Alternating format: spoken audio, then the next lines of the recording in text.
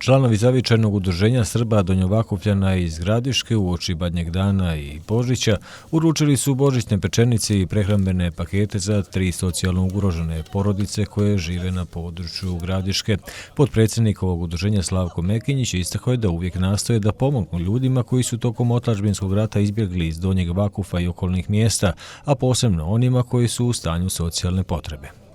Povodom najradosnijeg praznika Božića zavičajno udruženje Srba Donjovakufljana ovdje u Gradišci je podijelilo, odnosno obišlo 3 porodice. Porodice su prodane, kod koje se trenutno nalazimo, gdje je pored prehrambenog paketa i pečenice u proteklom periodu zamijenjena stolarija, zahvaljujući stolarskoj radnji Miljković. Pored toga u prošloj godini kod ove porodice je u potpunosti zamijenjena krovna konstrukcija zahvaljujući zanatskoj radnji Janjanin i ovom prilikom im se zahvaljujemo. Osim porodici Prodan, božićne pakete uručili su i porodicama Spremo i Špirić iz Brezi Klaminaca.